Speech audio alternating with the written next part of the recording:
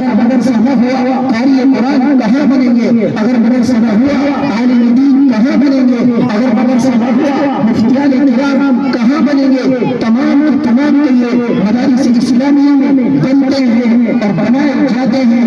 یہ تقریر ہو رہی ہے، یہ تقریر بھی سکھائی جاتی ہے مدرسے میں. یہ نظامت ہو رہی ہے، یہ نظامت بھی سکھائی جاتی ہے مدرسے میں. قرآن حدیث کا درس بھی دیا جاتا ہے مدرسے میں. حج کے مسائل سکھائے جاتے ہیں مدرسے میں.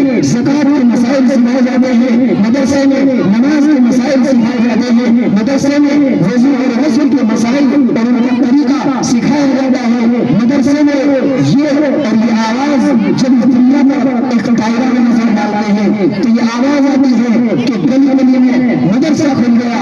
اور اتنے مدرسے کہاں سے چلیں گے؟ ان مدارس اسلامیہ کو چلانے والا ذات اللہ کی ذات ہے. اللہ نے یہ مدرسہ دار ارقم، یہ مدرسہ مکہ میں چلایا، مدینہ میں چلایا. یہی مدرسہ اللہ تعالیٰ نے بغداد میں چلایا، مصر میں چلایا. اللہ تعالیٰ نے یہ مدرسہ دیوبند میں چلایا. اور اسی طرح فیضان جاری ہے کہ کہاں کہاں یہ مدرسہ چل رہا ہے. اگر مدرسے میں گیا تو جنازے کے نعرے پڑیں گے. جنازہ پڑھانے والا کون ہوگا؟ نگاہ پڑھانے والا کون ہوگا؟ بچے کے کان میں اذان دینے والا کون ہوگا؟ مسجد میں نماز پڑھانے والا کوئی نہ ہوگا، اذان دینے والا کوئی نہ ہوگا. جس دن مسجد میں مؤذن نہ ہو تو اذان صحیح نہیں ہوگی، اذان کی کلمات صحیح نہیں کہے جاتے. جس دن مسجد میں امام نہ ہو اور مؤذن بھی نہ ہو تو نماز صحیح نہیں ہوگی. نماز پڑھانے والا مدرسے کا پڑھایا ہوا ہوگا. اگر مسجد میں نہ امام ہو نہ مؤذن ہو تو نماز پڑھانے کے لیے ایک ایسے شخص کو آگے بڑھایا جائے گا جو مدرسے کا پڑھایا ہوگا. مدرسے کے علاوہ چاہے اس نے اپنا وقت کہیں لگایا، چاہے اس نے اپنی زندگی کہیں کھپائی، اگر اس نے مدرسے میں وقت نہیں لگایا تو وہ صحیح اذان نہیں پڑھ سکتا، صحیح نماز نہیں پڑھ سکتا، نکاح نہیں پڑھ سکتا، جنازے نہیں پڑھ سکتا. اگر پڑھا بھی دے گا تو اس کا حق ادا نہیں کر سکتا. اس لیے بھی سب کچھ سکھایا جاتا ہے مدرسے میں. یہ سب کچھ دور ہے مدارس اسلامیہ میں. اور اسی مدرسے کے ایک طالب علم یعنی اصحاب صفہ کے مدرسے کے ایک طالب علم ہے. ان کا واقعہ سنا کر بس اپنی بات ختم کرتا ہوں، جن کا نام حضرت ابی بن کعب رضی اللہ تعالیٰ عنہ ہے، جن کے بارے میں آتا ہے ابی بن کعب حافظ القرآن بھی ہے، ابی بن کعب قاری القرآن بھی ہے. اللہ کے رسول صلی اللہ علیہ وسلم نے فرمایا ابی بن کعب آج اپنا قرآن سنا. ابی بن کعب نے فرمایا کہ یا رسول اللہ قرآن تو آپ پر اترا ہے، جبریل تو آپ پر وحی لے کر آتے ہیں، وحی تو آپ پر اترتی ہے، سورتیں تو آپ پر اترتے ہیں، مکی سورتیں آپ پر اتری، مدنی سورتیں آپ پر اتری، قرآن کریم کی منزلیں آپ پر اتری، پورا قرآن آپ پر اترا. آپ تو معلم ہیں، آپ خود حافظ قرآن ہیں، آپ ہمارے معلم ہیں. میں آپ کو کیسے قرآن سناؤں؟ رسول اکرم صلی اللہ علیہ وسلم نے ارشاد فرمایا ابی بن کعب بات یہ ہے کہ اشارہ ہوا ہے، اللہ نے کہا ہے کہ ابی بن کعب سے قرآن سنو. ابی بن کعب نے کہا اللہ سمانی، کیا اللہ نے میرا نام لے کر کہا ہے کہ ابی بن کعب قرآن سنو؟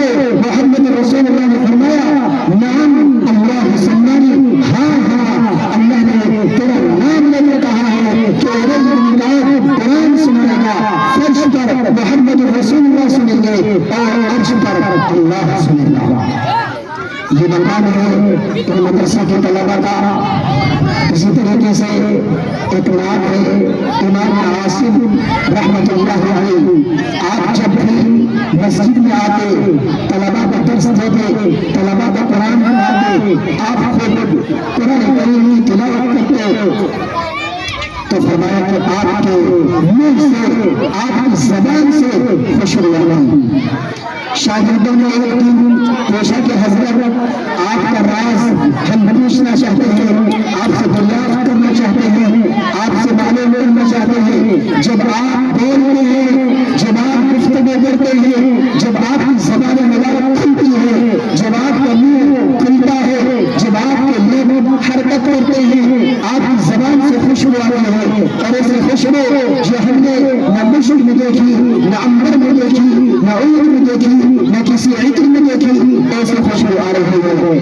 امام عاصم رحمۃ اللہ علیہ نے کہا کہ اے میرے طلبا، اے میرے شاگردوں، ہمارا راز ہم کو یہ چاہتے تھے کہ کسی پر فلاش نہ ہو اور ہم اس راز کو راز ہی رکھیں، لیکن اگر بات یہ ہے اور آپ پوچھنا چاہتے ہو تو راز یہ ہے کہ میں صبح بھی، شام بھی، دوپہر بھی، دن بھی، رات بھی، ہر وقت قرآن کی تلاوت میں مشغول رہتا ہوں۔ تو بات دراصل یہ ہے، ایک دن میں سویا ہوا تھا اور جناب محمد رسول اللہ صلی اللہ علیہ وسلم خواب میں تشریف لائے، اور تشریف لا کر نبی اکرم صلی اللہ علیہ وسلم نے فرمایا عاصم آ جا، تو میرے قرآن کی تلاوت کرتا ہے، آ جا، میں تیرے لبوں کو، تیرے ہاتھوں کو میں بوسہ دے دوں۔